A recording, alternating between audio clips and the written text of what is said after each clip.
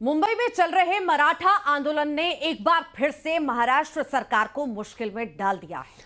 हम आपको बताएंगे कि 10% आरक्षण मिलने के बाद भी मराठा ये आंदोलन क्यों कर रहे हैं और इसको लेकर सरकार ही नहीं विपक्षी दलों में भी खलबली आखिर क्यों मची है।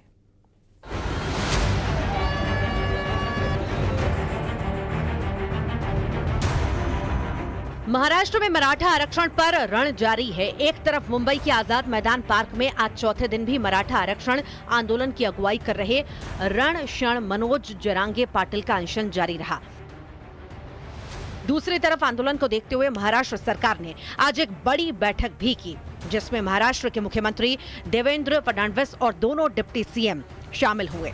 उधर इस मुद्दे पर अब आंदोलनकारियों को राजनीतिक समर्थन भी मिलना शुरू हो चुका है। कई दलों के नेता आजाद मैदान पहुंच रहे हैं और मनोज जरांगे पाटिल से मिलकर अपना समर्थन दे रहे हैं।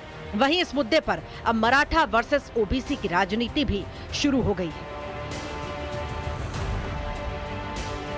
मेरी पहले दिन से मांग है कि ये लोकतंत्र में चर्चा होनी चाहिए। इतना बड़ा मैंडेट इस सरकार को मिला है।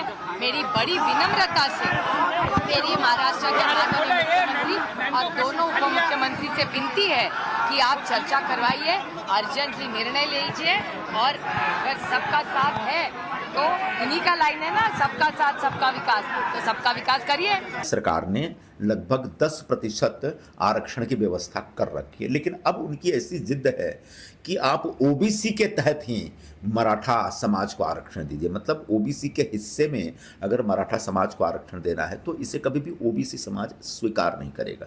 तो किसी भी समाज का हक छीन करके अपना हक मांगना, मुझे लगता है कि ये बहुत लॉजिकल नहीं है, बहुत ही तार्किक नहीं है। अब आपको बताते हैं कि आखिर पूरी कहानी है क्या और आंदोलनकारियों की मांग सरकार के लिए बड़ी चुनौती आखिर क्यों है। दरअसल मराठा आरक्षण की मांग को लेकर आंदोलन कोई पहली बार नहीं हुआ है। इससे पहले भी ऐसे आंदोलन हुए हैं और अलग अलग समय में सरकार ने आंदोलनकारियों की मांग को माना भी है। अभी पिछले साल ही चुनाव से पहले शिंदे सरकार के लिए मराठा आंदोलन बड़ी चुनौती बना था, लेकिन शिंदे सरकार ने मराठा लोगों को 10% अलग आरक्षण का विधेयक पारित करके मामले को शांत करा दिया।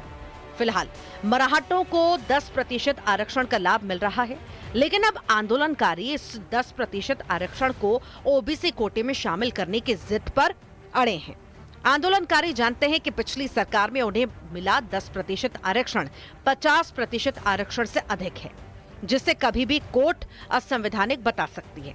इसीलिए वो चाहते हैं कि उनको ओबीसी में शामिल कर दिया जाए। ऐसा होने से वो ओबीसी को मिलने वाले 27% आरक्षण के दायरे में आ जाएंगे और उनको मिलने वाला आरक्षण स्थायी और संवैधानिक हो जाएगा।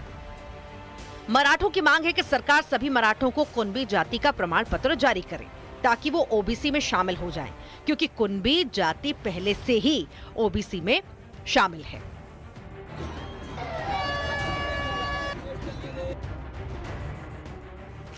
आंदोलनकारियों का तर्क है कि सारे मराठा कुणबी जाति के हैं और निजामों के काल से ही मराठा और कुणबी एक समुदाय में शामिल रहे हैं। लेकिन इस मामले में फैसला इतना आसान नहीं है, क्योंकि पहले तो ये किसी जाति को ओबीसी में शामिल करना राज्य सरकार के हाथ में नहीं है, बल्कि केंद्र सरकार के हाथ में है। और दूसरा ये कि ओबीसी समुदाय कभी भी मराठों को ओबीसी में शामिल करने को स्वीकार नहीं करेगी, क्योंकि अगर ऐसा होगा तो उनके अधिकारों में बंटवारा हो जाएगा।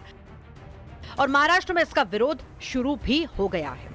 महाराष्ट्र की आबादी में करीब 38% हिस्सेदारी ओबीसी की है, जबकि मराठा आबादी भी 28% है। ऐसे में कोई भी राजनीतिक दल, चाहे वो सरकार में शामिल है या विपक्ष में है, उसके लिए दोनों में से एक का चुनाव मुश्किल है, क्योंकि दोनों ही वर्ग के लोग महाराष्ट्र में बड़ी संख्या में हैं और किसी भी एक का साथ देना किसी भी राजनीतिक दल के लिए नुकसान का सौदा हो सकता है।